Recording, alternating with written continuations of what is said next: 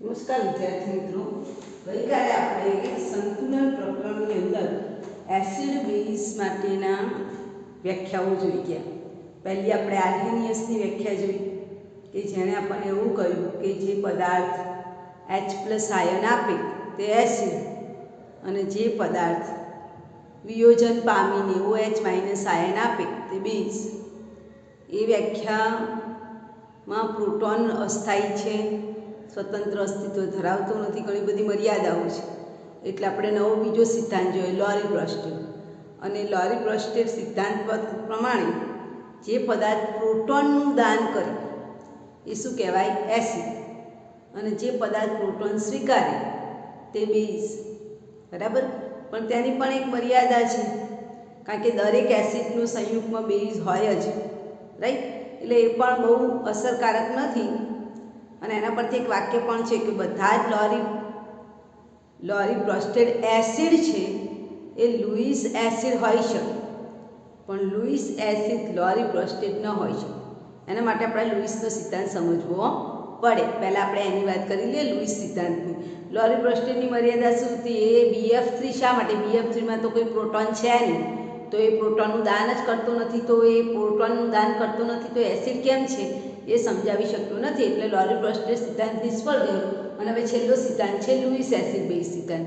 તો લુઈસ નામના વૈજ્ઞાનિકના મત પ્રમાણે એસિડ એટલે જે પદાર્થ ઇલેક્ટ્રોન યુગ્મ સ્વીકારે એને એસિડ કહેવાય. અને જે પદાર્થ ઇલેક્ટ્રોન યુગ્મનું દાન કરે, આ તમારે યાદ રાખવાનું કે જે પદાર્થ ઇલેક્ટ્રોન યુગ્મનું શું કરે? દાન કરે. ધ્યાનમાં રાખજો, દાન કરે તે શું છે? લુઈસ બેઝ શબ્દ સાંભળજો. એ પદાર્થ કેવો કહેવાય? બેઝ કહેવાય. ઇલેક્ટ્રોન યુગ્મનું દાન કરે. અને જે પદાર્થ ઇલેક્ટ્રોન યુગ્મ સ્વીકારે તેને લુઈસ એસિડ કહેવાય. શું કહેવાય? લુઈસ એસિડ કહેવાય. એનો મતલબ શું કે જેની પાસે અબંધકારક ઇલેક્ટ્રોન યુગ્મ, થોડી વ્યાખ્યા કોને મળતી આવે છે? લોરી બ્રોસ્ટેડની બેઝની વ્યાખ્યા, કે જેની પાસે અબંધકારક ઇલેક્ટ્રોન યુગ્મ હોય એ બધા કેવા કહેવાય? બેઝ કહેવાય. જેની પાસે અબંધકારક ઇલેક્ટ્રોન યુગ્મ હોય તે બધા કેવા કહેવાશે? બેઝ. અને અબંધકારક ઇલેક્ટ્રોન યુગ્મ ધરાવતા સમૂહ કયા છે? સમૂહ નંબર 15 ના તત્વો, સમૂહ નંબર 16 ના તત્વો અને સમૂહ નંબર 17 ના તત્વો એવા છે એની પાસે શું છે? અબંધકારક ઇલેક્ટ્રોન. ફોર એક્ઝામ્પલ નાઇટ્રોજન, અબંધકારક ઇલેક્ટ્રોન. 16મા સમૂહનું ઓક્સિજન, અબંધકારક ઇલેક્ટ્રોન યુગ્મ. 17મા સમૂહનું ફ્લોરિન, ક્લોરીન, બ્રોમિન, આયોડિન. આ બધા પાસે શું છે? અબંધકારક ઇલેક્ટ્રોન યુગ્મ છે. તો તમારે પરીક્ષામાં પૂછાય છે કે નીચેનાને લુઈસ એસિડ અને લુઈસ બેઝમાં વર્ગીકૃત કરો. તો બેઝ એટલે માઇનસ વીજભાર ધરાવતા હોય એવા, અથવા તો જેની પાસે અબંધકારક ઇલેક્ટ્રોન યુગ્મ હોય તેવા પદાર્થ. કારણ કે ઇલેક્ટ્રોન યુગ્મ હશે તો એનું દાન કરશે. એટલે 15મા સમૂહનો નાઇટ્રોજન, ફોસ્ફરસ આપેલો હોય કે 16મા સમૂહનું ઓક્સિજન કે સલ્ફર તમને આપેલો હોય પરીક્ષામાં, ફ્લોરિન, ક્લોરીન, બ્રોમિન, આયોડિન, આ બધામાંથી કોઈ પણ તત્વ તમને પરીક્ષામાં આપેલું હોય તો સમજવાનું બધા કેવા હોય? Louis base. બરાબર ડેફિનેશન ક્લિયર કરજો, કારણ કે 15મા, 16મા અને 17મા સમૂહના તત્વો એવા છે કે જેની પાસે શું છે? અબંધકારક ઇલેક્ટ્રોન યુગ્મ છે. પછી નાઇટ્રોજન, ફોસ્ફરસ, આર્સેનિક હોય કે એન્ટીમની હોય. બરાબર. ઓક્સિજન, સલ્ફર, સિલિનિયમ અને ટેલ્યુરિયમ. મોટા ભાગે આટલાની અંદરથી તમને વધારે પૂછાય. Nitrogen, phosphorus, oxygen, sulphur, fluorine, chlorine, bromine અને આયોડિન. આ ચાર તત્વો તમને પરીક્ષામાં આપેલા હોય તો તમારે યાદ રાખવાનું લુઈસ બેઝ છે. બીકોઝ એ ઇલેક્ટ્રોન યુગ્મનું દાન કરવાની ક્ષમતા ધરાવે છે. અને આના પરથી જે વસ્તુ આપણે લોરી બ્રોસ્ટેડ નથી સમજાવી શકીએ, આપણે બહુ ઇઝીલી સમજાવી શકીએ છીએ. BF3 એક એવો છે એસિડ છે અને એમોનિયા એક એવો છે બેઝ છે. એ આ લુઈસના સિદ્ધાંત ઉપરથી આપણે સમજાવી શકીએ છીએ. કેવી રીતે? તમે જુઓ, આ બોરોન છે. બોરોનની છેલ્લી કક્ષામાં કેટલા ઇલેક્ટ્રોન હોય? બોરોનનો પરમાણુ ક્રમાંક 5 છે. છેલ્લી કક્ષામાં કેટલા ઇલેક્ટ્રોન છે? 3. આ બોરોને ત્રણે 3 ઇલેક્ટ્રોન ફ્લોરિનને આપી દીધા છે. હવે એની પાસે કશું જ નથી. અહીંયા તમે જુઓ, અમારો નાઇટ્રોજન છે, એની પાસે 5 ઇલેક્ટ્રોન છે છેલ્લી કક્ષામાં. એમાંથી 3 એને 3 હાઇડ્રોજનને આપી દીધા છે. એની પાસે અહીંયા શું વધ્યું છે? અબંધકારક ઇલેક્ટ્રોન. તો આ નાઇટ્રોજન પોતાના ઇલેક્ટ્રોન યુગ્મનું દાન કોને કરશે? બોરોનને. આને ઇલેક્ટ્રોન યુગ્મનું દાન કરવું છે. આને શું કર્યું? ઇલેક્ટ્રોન યુગ્મનું દાન કરવું છે. કોને? બોરોનને. બંધ બનાવો છે એને, પણ બોરોન પાસે ઇલેક્ટ્રોન નથી. આની પાસે ઇલેક્ટ્રોન યુગ્મનું દાન કરે છે, માટે કેવો કહેવાય? બેઝ કહેવાય. એટલે આ લુઈસના સિદ્ધાંત પરથી આપણને ખબર પડે કે એમોનિયા એ બેઝ છે, બીકોઝ બંધકારક ઇલેક્ટ્રોન યુગ્મનું દાન, બંધ બનાવવા માટે ઇલેક્ટ્રોન યુગ્મનું દાન કોણ કરે છે? નાઇટ્રોજન. અને આ ઇલેક્ટ્રોન યુગ્મ સ્વીકારે છે. એ શું કરે છે? ઇલેક્ટ્રોન યુગ્મ સ્વીકારે છે, માટે BF3 કેવો છે? એસિડ છે. ક્લિયર? સમજણ પડી ગઈ? ફરીથી રિપીટ કરું છું. જેના માથા ઉપર માઇનસ વીજભાર હોય અથવા તો જેની પાસે અબંધકારક ઇલેક્ટ્રોન યુગ્મ હોય તે બધા જ પદાર્થો લુઈસ બેઝ કહેવાય. રાઈટ? અને જેના માથા ઉપર પ્લસ વીજભાર હોય અથવા તો જેની પાસે ઇલેક્ટ્રોન યુગ્મ નથી એને આપણે શું કહીશું? લુઈસ એસિડ કહીશું. તો એના નીચે તમને જુઓ ઇલેક્ટ્રોન ઉણપવાળા પદાર્થ એટલે Al+3 હોય, Mg+, ટૂંકમાં પ્લસ વીજભારવાળો કોઈ પણ પદાર્થ, રાઈટ? આવો કોઈ પદાર્થ આપેલો હોય તો ઇલેક્ટ્રોન લુઈસ પ્લસ વીજભાર છે એને શું કહેવાય? લુઈસ એસિડ કહેવાય. એની સામે જો મેં તમને આવો પદાર્થ આપ્યો હોય, પાણીનું અણુ આપેલો હોય H2O, તો જો ઓક્સિજન પાસે શું છે? અબંધકારક ઇલેક્ટ્રોન. એમોનિયા આપેલો છે, એમોનિયા પાસે શું છે? અબંધકારક. PH3 આપેલો, એની પાસે શું છે? અબંધકારક ઇલેક્ટ્રોન યુગ્મ. તો આ બધા શું કહેવાય? લુઈસ બેઝ કે. સમજાય છે ને? પાણીનું અણુ NH3, PH3 એ બધા OH- આયન કે જેની પાસે ઓક્સિજન હોય, નાઇટ્રોજન હોય, મેં તમને કીધું ઓક્સિજન, નાઇટ્રોજન, ફોસ્ફરસ કે સલ્ફર કે ફ્લોરિન, ક્લોરિન, બ્રોમિન અને આયન, આટલા તમને પરીક્ષામાં દેખાય. સમજવાની બધા શું છે? લુઈસ બેઝ છે. જેની પાસે બંધકારક ઇલેક્ટ્રોન યુગ્મ છે એ બધા લુઈસ બેઝ છે. અને એના આધારે નીચે તમને ફોર્મ્યુલા આપે છે 7.15. નીચેનાને લુઈસ એસિડ અને બેઝમાં વર્ગીકરણ કરો. એક છે OH-, બીજું છે F-, ત્રીજું તમને આપેલું છે H+ અને બીજું આપ્યું છે BCl3. ઓકે, ચાલો. અહીં માઇનસ છે. મેં આગળ જ કીધું માઇનસ ક્યારે હોય? જેની પાસે ઇલેક્ટ્રોન યુગ્મ હોય માઇનસ હોય. માઇનસની નિશાની પરીક્ષામાં દેખાય એટલે સમજી લેવાનું એ શું કહેવાય? Louis base. તમે જો ફ્લોરિન અને આમે એને તમે સમજી શકો છો ઓક્સિજન છે. ઓક્સિજન છે એટલે અબંધકારક ઇલેક્ટ્રોન યુગ્મ હોય. અહીંયા પણ માઇનસ વીજભાર છે. ફ્લોરિન, ક્લોરિન, બ્રોમિન અને આયન, એ શું કહેવાય? Louis base. બરાબર મગજમાં યાદ રાખજો. માઇનસ વીજભારવાળા બધા લુઈસ બેઝ. આની પાસે પ્લસ વીજભાર છે, શું કહેવાય? Louis acid. ઇલેક્ટ્રોન યુગ્મ સ્વીકારે છે, એની પાસે ઇલેક્ટ્રોન યુગ્મ નથી. BF3 તો તમે જુઓ બોરોનની પાસે એક પણ ઇલેક્ટ્રોન નથી. તો ઇલેક્ટ્રોન નથી એટલે શું કહેવાય? Louis acid. સમજાય છે? Louis acid. તો આટલું તમારે ધ્યાન રાખવાનું. ક્લિયર? તો અહીંયા આપણે લુઈસ એસિડ બેઝ સિદ્ધાંત પૂર્ણ કરીએ છીએ. લુઈસ એસિડ એટલે જે ઇલેક્ટ્રોન યુગ્મ સ્વીકારે છે અથવા તો પ્લસ વીજભાર ધરાવે છે તે લુઈસ એસિડ. લુઈસ બેઝ એટલે ઇલેક્ટ્રોન યુગ્મનું દાન કરે અથવા માઇનસ વીજભાર ધરાવે એને આપણે લુઈસ બેઝ કહીશું. તમને પરીક્ષામાં પૂછાય છે કે નીચેનામાંથી લુઈસ એસિડ બેઝને અલગ કરો. હવે ત્યાર પછી આપણે આગળ એસિડ બેઝનું આયનીકરણ સમજીશું અને એના આધારે આપણે પાણીનો આયોનિક ગુણાકાર તારવીશું. તો 7.11 નંબરનો મુદ્દો છે એસિડ બેઝ આયનીકરણ. 7.11 નંબરનો મુદ્દો છે એસિડ બેઝ આયનીકરણ. એટલે તમે સમજી શકો છો. અહીંયા તમને એક વસ્તુ સમજાઈ ગઈ છે કે તમે બધાએ જોયું હશે કે આપણે જેટલી પણ રાસાયણિક પ્રક્રિયાઓ કરી છે એમાં એને આપણે પાણીમાં શું કર્યું છે? ડિઝોલ્વ કર્યું છે. ધેટ મીન્સ કે બધી જ રાસાયણિક પ્રક્રિયાઓ તેમજ આપણા શરીરમાં થતી બધી જૈવ રાસાયણિક પ્રક્રિયાઓ કયા માધ્યમમાં થઈ છે? જલીય માધ્યમ. આપણા શરીરમાં પણ જો 75% ભાગ પાણી છે, તો એટલા માટે જૈવ રાસાયણિક પ્રક્રિયાઓ થાય છે અને આપણા શરીરની શું કહેવાય? બધી જૈવ રાસાયણિક પ્રક્રિયાઓ થઈ શકે છે. ધેટ મીન્સ કે રાસાયણિક પ્રક્રિયા હોય કે જૈવ રાસાયણિક પ્રક્રિયા કયા માધ્યમમાં થાય? જલીય માધ્યમમાં. અને જલીય માધ્યમમાં આવે એટલે આર્હેનિયસનો નિયમ આવે કે જે પદાર્થ H+ આયન આપે તે મારો એસિડ છે અને જે પદાર્થ OH- આયન આપે તે મારો બેઝ છે. તો એના પરથી આપણને ખબર પડે કે HCl પ્રબળ એસિડ, આ બધા પ્રબળ એસિડ શા માટે છે? HClO4 સરળતાથી શું આપે? H+ ion. HCl, HBr, HI, HNO3 અને H2SO4 આ બધાની જ્યારે તમે પાણીમાં નાખો છો એ કયો આયન આપે છે? H+ આયન આપે છે. તો આર્હેનિયસના સિદ્ધાંત પ્રમાણે બધા કેવા છે? પ્રબળ એસિડ છે. કેવા કેવા બધા પ્રબળ એસિડ છે. રીતે પ્રબળ બેઝ જે આપણને જલીય માધ્યમમાં શું આપે? OH- આયન આપે. કારણ કે પાણીની વાત આવે એટલે આર્હેનિયસ નિયમ આવે. દાખલા તરીકે NaOH છે તો એ પાણીમાં શું આપશે? OH- ion. BaOH ટ્વાઇસ છે એ પણ આપણને પાણીમાં શું આપશે? OH- ion. KOH પણ પાણીમાં શું આપશે? OH- આ બધા પ્રબળ બેઝ છે. સીઝિયમ સમજાય છે? ઓકે,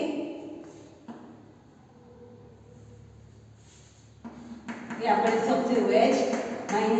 તો બધા કેવા છે? પ્રબળ બેઝ. જલીય માધ્યમની વાત આવે એટલે આપણે યાદ રાખીશું જે પદાર્થને પાણીમાં નાખો H+ આયન આપે એ બધા જ પ્રબળ એસિડ. જેટલા પણ ઉદાહરણો લખે છે આની પર હાઇડ્રોક્લોરિક એસિડ કહેવાય, આને હાઇડ્રોક્લોરિક એસિડ કહેવાય, આને ક્રોમિક એસિડ, આને આયોડિક એસિડ, આને નાઇટ્રિક એસિડ અને આને સલ્ફ્યુરિક એસિડ કહેવાય, જે પ્રબળ એસિડ તરીકે ઓળખાય છે. પછી આ સોડિયમ હાઇડ્રોક્સાઇડ, આ બેરિયમ હાઇડ્રોક્સાઇડ, આ પોટેશિયમ હાઇડ્રોક્સાઇડ જે ચામડીને ચામડી પર દાગ હોય છે. પોટેશિયમ હાઇડ્રોક્સાઇડ પ્રયોગશાળામાં NaOH છે પણ NaOH ને આપણે હાથમાં પકડી ના શકીએ અને વધુ સાઈડ રાખો તો NaOH માંથી નકરી ગરમી નીકળે તો તમારી ચામડી પર શું થાય? દાજી જાવ. એટલે NaOH જેવો છે. સીઝિયમ હાઇડ્રોક્સાઇડ ટૂંકમાં બધા જ કેવા છે? પ્રબળ બેઝ છે. બીકોઝ એ જલીય માધ્યમમાં આપણને શું આપે છે? સંપૂર્ણ આયનીકરણ પામીને OH- આયન આપે છે.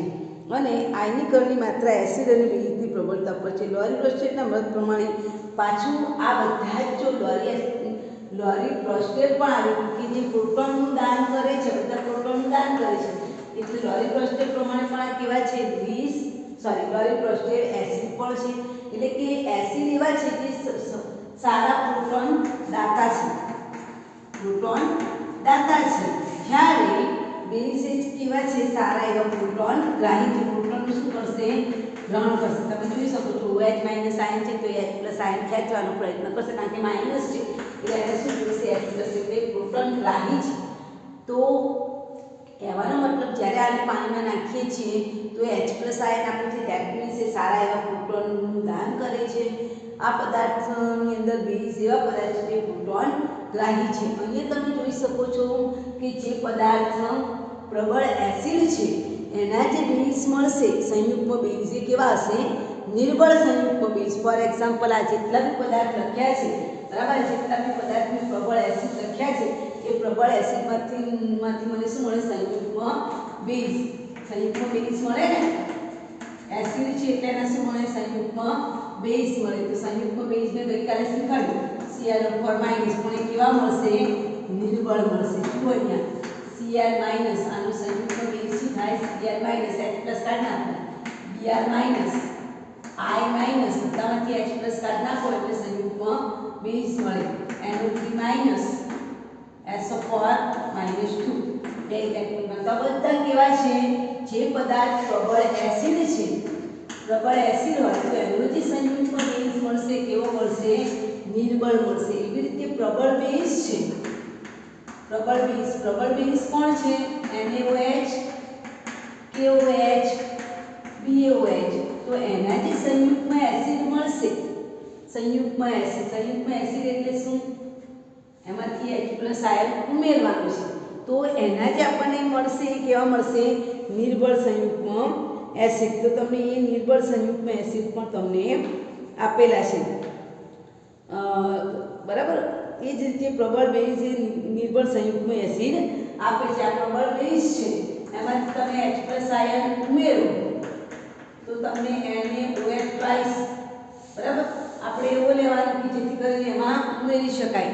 ટૂંકમાં પ્રબળ બેઝ હોય તો એનું સંયુગ્મ આપણને કેવો મળે? નિર્બળ મળે. એવી રીતે નિર્બળ હોય તો આપણને શું મળે? સંયુગ્મ પ્રબળ મળે. તો એવી રીતે તમને એક એવું ઉદાહરણ પણ આપેલું છે.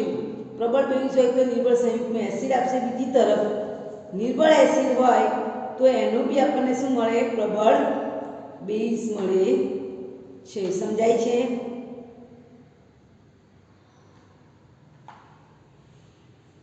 દાખલા તરીકે તમને આવું ઉદાહરણ આપ્યું છે ચોપડીમાં NH2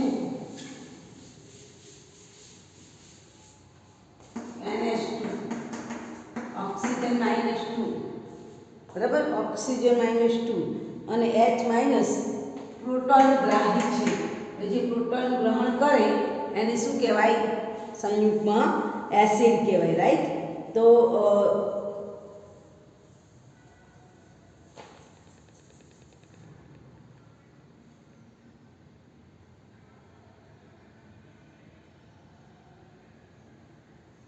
બરાબર ને?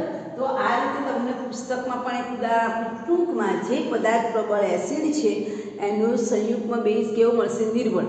જે પદાર્થ પ્રબળ બેઝ છે તેનો સંયુગ્મ એસિડ કેવો મળશે?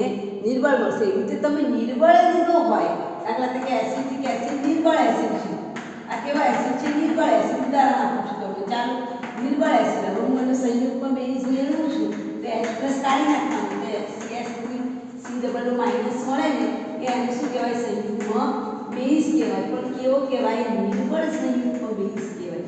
કેવો? નિર્બળ સંયુગ્મ બેઝ. તો ખ્યાલ આવી ગયો ને આના પરથી કે આયનીકરણ. હવે આયનીકરણ પરથી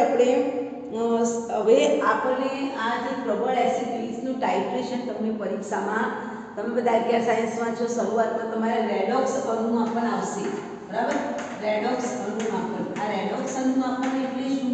કે એસિડ છે એનું બેઝ સાથે તટસ્થીકરણ કરવામાં આવે કે કેટલો એસિડ વપરાયો છે પ્રક્રિયા દરમિયાન, એ શોધવા માટે આપણે રેડોક્સ અણુમાપન કરીએ છીએ. તો એના માટે શું કરવામાં આવે? તો તમારી જે બ્યુરેટ છે એ બ્યુરેટની અંદર, ધારો કે મેં પ્રબળ બેઝ ભર્યો છે, તમે કોઈ પણ વસ્તુ ભરી શકો. હા, મેં પ્રબળ બેઝ ભરેલું છે અને ANaOH છે પ્રબળ બેઝ, બરાબર? આ મારી બ્યુરેટ છે, અહીંયાથી મેં પિચકોક મારેલી છે, બરાબર? ઓકે.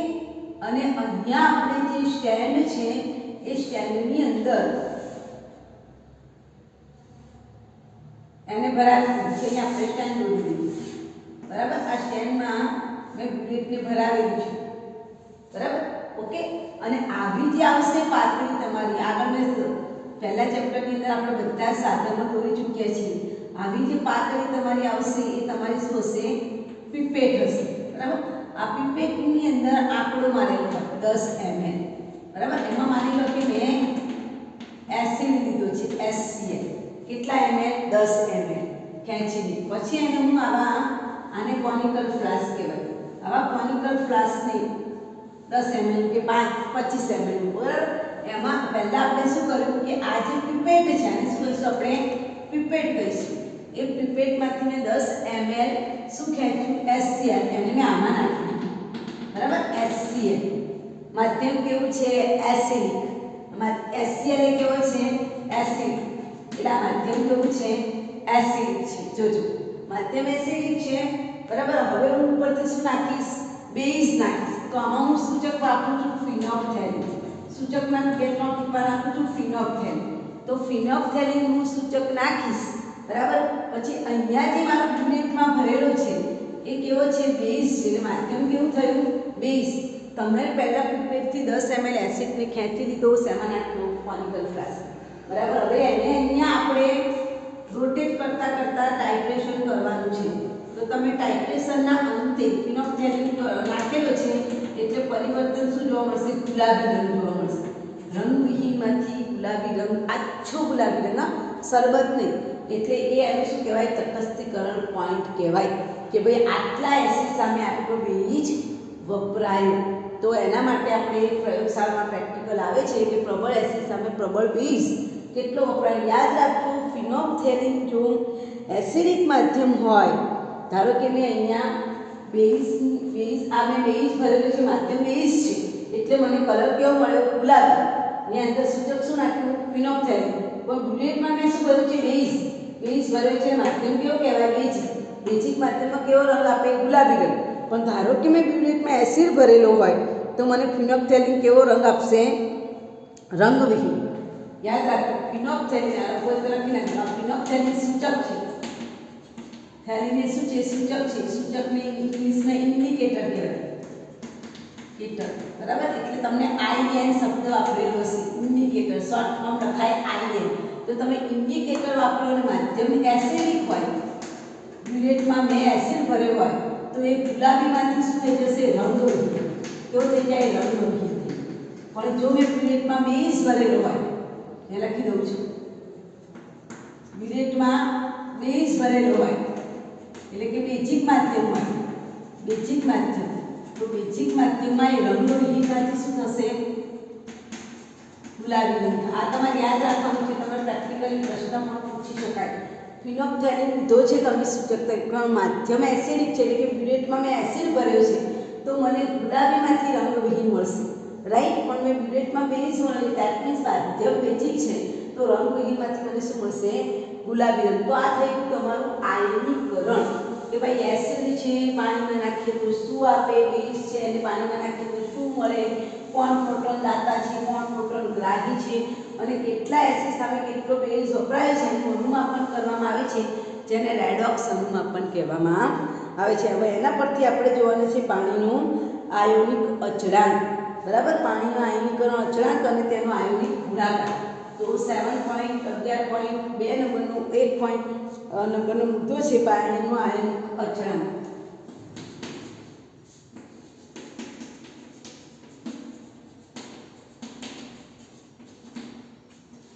અચળાંક. હવે પાણીને ઇંગ્લિશમાં શું કહેવાય? વોટર કહેવાય. અને વોટર પર જેનો પાણીનું આયનિક અચળાંક એટલે શું લખાય? KW લખાય. બરાબર, એનું આયનિક અચળાંક KW થશે. હવે આપણે પહેલા જ બધાને ખબર છે કે પાણી કેવું છે? ઉભયગુણધર્મી. હવે તમને પ્રશ્ન થાય કે ઉભયગુણધર્મી કેવી રીતે? તો ગઈકાલે તમે જો મેં એક પ્રક્રિયા લખી હતી કે HCl છે એ મારો કેવો છે? એસિડ. જ્યારે હું HCl ને એસિડ તરીકે લઈશ એટલે તમે જોજો મારો પાણીનો અણુ કયો બની જશે? બેઝ બની જશે. બીકોઝ આ HCl પોતાનો H+ આને આપે છે એટલે બનશે H3O+ વત્તા Cl-. આ પ્રક્રિયામાં મારો પાણીનો અણુ કેવો છે? બેઝ છે. બીજી પ્રક્રિયામાં તમે જુઓ એમોનિયા હતો તો પાણીનો અણુ શું બની ગયો? એસિડ બની ગયો. બીકોઝ પાણીના અણુનો H+ આ સ્વીકારે છે એટલે અહીંયા પ્રોટોન દાન કોણ કરે છે? પાણી. પાણીનો અણુ H+ આયન આપે છે આને અને આ સ્વીકારે છે એટલે કેવો છે? બેઝ છે. એટલે અહીંયા બનશે NH+ વત્તા OH-. તો એક પ્રક્રિયામાં બેઝ છે, બીજી પ્રક્રિયામાં એસિડ છે. ધેટ મીન્સ પાણી એ ઉભયગુણધર્મી છે એટલે એસિડ તરીકે પણ વર્તી શકે છે અને બેઝ તરીકે પણ વર્તી શકે છે. હવે આ જે પાણી છે એની તમે જો નિર્બળ તમારી ચોપડીમાં પણ પાણીનો આયનિક ગુણાકારની વાત કરેલી છે. બરાબર, હવે આપણે એનો આયનિક અચળાંક ખ્યાલ આવી ગયો કે પાણીની ઉભયગુણધર્મી છે. શા માટે? કારણ કે ઘણા માધ્યમમાં એસિડિક તરીકે વર્તે, ઘણા માધ્યમમાં બેઝ તરીકે વર્તે છે, માટે એ ઉભયગુણધર્મી છે. બરાબર, ઓકે. ચાલો હવે આપણે એનો આયનિક ગુણાકાર શોધવા માટે H2 વત્તા H2 પાણીના બે અણુ લઈશું. તો એક અણુ એવો હશે, આ મારો એસિડ જેવું સમજી લો, આને આપણે હું બેઝ કરી દઉં. બરાબર, તો આ એસિડ છે એટલા એક H+ આને આપશે, આને આપશે એટલે એમાંથી શું બનશે? H3O+ સંયુગ્મ base. બરાબર, ચાલો હવે આને OH- થઈ જશે, સંયુગ્મ બેઝ બની ગયું, રાઈટ, સંયુગ્મ એસિડ. ઓકે, ચાલો તો હવે આના પરથી આપણે આ પણ પ્રક્રિયા કેવી છે? સંતુલનમાં છે. ઉપરોક્ત પ્રક્રિયા કેવી છે? સંતુલનમાં છે. બધાને ખબર છે કે સંતુલન એ કેવું હોય? ગતિશીલ હોય છે. આને H+ આયન સ્વીકારે છે એટલે સંયુગ્મ એસિડ કહેવાશે. Yes, right. એસિડમાંથી સંયુગ્મ બેઝ મળશે. આ એસિડ, બરાબર, સંયુગ્મ બેઝ. ઓકે, ચાલો હવે આપણે એનું આયોનિક ગુણાકારને ધારો કે એસિડ છે એટલે કે શબ્દ આપણે એ એટલે એસિડનો આયનિક અચળાંક બરાબર આપણે શીખી ગયા છે વિયોજન અચળાંક બરાબર નિકોજનના મોલ ભાગ્યા પ્રક્રિયકોના મોલ. નિકોજનના મોલ એટલે H3O+OH- છેદમાં શું છે? H2O × H2 પાણીના બે અણુ છે એટલે H2O નો વર્ગ થાય એટલે કે બરાબર H3O+OH- છેદમાં છે H2O પાણીનો વર્ગ. એના બે બાજુ લઈ કે ગુણ્યા H2O નો વર્ગ બરાબર H3O+OH માઇનસ આ કે પાણીનો અણુ છે એને આપણે કે સાથે ગુણીએ એટલે કે ડબલ્યુ નો સિમ્બોલ આપો. આ પાણીના જે અણુ છે એને આપણે એની સાથે ગુણી કાઢીએ. અહીં જરા કંઈક શબ્દ સમજજો. એમાંથી આપણને H+ આયન એડ થાય છે ને આગળ આકૃતિ જેમાં H+ ઉમેરાય એને સંયુગ્મ એસિડ કહેવાય. એવું શીખી ગયા કે આ સંયુગ્મ એસિડ તું લખજો અને આ સંયુગ્મ બેઝ તું લખજો. હા કારણ કે એવું જ છે. તમે જો આમાં આપણે H+ આયન ઉમેર્યો છે. આ પાણીના અણુમાં મેં H+ ઉમેર્યો અને H+ ઉમેર્યો એટલે સંયુગ્મ એસિડ જ કહેવાય. અને એમાંથી H+ બાદ થયો એટલે સંયુગ્મ બેઝ જ કહેવાય. એટલે ચોપડીમાં રાઈટ આપેલું છે બરાબર. ઓકે ચાલો KW બરાબર શું સૂત્ર આવ્યું તો કે H3O+ અને OH- આવું સૂત્ર આવ્યું. હવે હું જો H3O+ અને OH- એટલે કે H+ આયનની સાંદ્રતા ફિક્સ જ છે 10⁻⁷ વાર.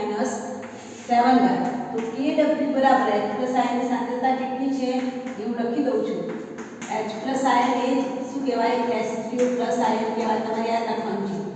H+ આયન એ શું કહેવાય H3O+ આયન. એની પણ સાંદ્રતા 10⁻⁷ અને OH- ની પણ સાંદ્રતા કેટલી છે 10⁻⁷. તો KW બરાબર 10⁻⁷ H+ આયનની સાંદ્રતા 10⁻⁷ OH- આયનની સાંદ્રતા. ધેટ મીન્સ KW બરાબર પાણીના આણ્વિક ગુણાકારની વેલ્યુ શું આવે 10⁻14. દરેક દાખલા ગણવામાં તમને ઉપયોગમાં આવશે. જેને પાણીનો આયોનિક ગુણાકાર કહેવામાં આવે છે અને પાણીનો આયોનિક ગુણાકારનું મૂલ્ય KW બરાબર 10⁻14 મળે. હવે આપણે જે પાણીની મોલારિટી છે તો જે શુદ્ધ પાણી છે એ શુદ્ધ પાણીની ઘનતા જે છે એ ઘનતા કેટલી જોવા મળે છે આપણને 1000 ગ્રામ પ્રતિ લિટર. તથા પાણીનું જે દળ છે બધાને ખબર છે H2O એટલે અનુપાત કેટલો થાય 18 થાય. તો એના મોલારિટી જે આપણને મળે શુદ્ધ પાણીની મોલારિટી એ આપણને 1000 ભાગ્યા 18 એટલે કેટલી મળશે 55.55. એટલે આપણે યાદ રાખીશું કે પાણીની જે મોલારિટી છે એ કેટલી મળે છે 55.55. આથી વિયોજિત પાણીને અવિયોજિત પાણીની સાંદ્રતાનો ગુણોત્તર તમને ગુણોત્તર પણ ચોપડીમાં આપેલું છે કે 10⁻⁷. હવે ધારો કે આ જે મોલારિટી આવી મોલારિટી કેટલી આવી છે 55.55. H+ આયનની સાંદ્રતા કેટલી છે 10⁻⁷. તો એના પરથી મારે Ka ની વેલ્યુ શોધવી હોય તો Ka ની વેલ્યુ પણ મને પાણીની સાંદ્રતાનો ગુણોત્તર લઈએ. અવિયોજિત પાણી અને વિયોજિત પાણી. ધારો કે આ અવિયોજિત પાણી છે અને આ વિયોજિત પાણી છે. તો આનો તમે ગુણોત્તર લો 55.55 10⁻⁷ ભાગ્યા 55.55 તો તમને ગુણોત્તર મળશે 1.8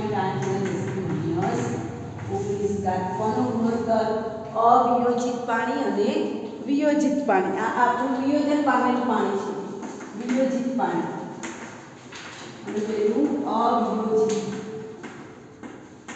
એનો ગુણોત્તર તમને કેટલો મળે 1.8 × 10⁻⁹ મળે. તો આના પરથી આપણે શું શોધી શકીએ પાણીનું વિયોજન અચળાંક. હવે આના પરથી તમારે શું અંદાજ લગાવી શકાય H3O+ અને OH- આયનની સાંદ્રતાના સાપેક્ષ મૂલ્ય પરથી માધ્યમ જલીય એસિડિક છે બેઝિક છે કે તટસ્થ છે એ આપણે જાણી શકીએ. જો માધ્યમમાં યાદ રાખો તમારું માધ્યમ એસિડિક ક્યારે કહેવાય કે આપેલું પદાર્થ એસિડિક છે તો કેવી રીતે ભાવ પડે કે H3O+ આયનની જે સાંદ્રતા છે એ કોના કરતાં વધારે હોય OH- આયન કરતાં. તો માધ્યમ કેવું હશે એસિડિક હશે. એવી રીતે જો માધ્યમ બેઝિક ક્યારે કહેવાય જ્યારે H3O+ આયનની સાંદ્રતા કેવી હોય ઓછી હોય. ટૂંકમાં H+ આયનની સાંદ્રતા વધારે આપેલી હોય તો એસિડિક દ્રાવણ કહેવાય. H+ આયનની સાંદ્રતા ઓછી હોય તો બેઝિક દ્રાવણ કહેવાય. અને બંનેની સાંદ્રતા સરખી જ હોય 10⁻⁷ 10⁻⁷ તો એ કેવું કહેવાય તટસ્થ. જેમ કે પાણીની તટસ્થ છે આપણે જોઈએ H+ અને OH- બંનેની સાંદ્રતા 10⁻⁷ છે તો પાણી એ કેવું કહેવાય તટસ્થ. એસિડ બેઝ નથી નકર પાણી પેટમાં જાય તો આપણને બળે. એસિડિક પાણી હોય તો પેટમાં બળે બેઝિક પાણી હોય તો પેટમાં ગડબડ થાય. તો પાણી એ કેવું છે તટસ્થ બીકોઝ એના H+ અને OH- આયનની સાંદ્રતા સરખી છે. ઓકે અને નેક્સ્ટ પોઈન્ટમાં આપણે pH માપક્રમ આવતીકાલે જોઈશું બરાબર. એના આધારિત એક્ઝામ્પલ. તો આટલું આપણે તૈયાર કરીશું. લુઈસનો એસિડ બેઝ સિદ્ધાંત જોયો અને પાણીનો આયોનિક અચળાંક એના પરથી દાખલા આપણે ગણીશું. Okay all the best.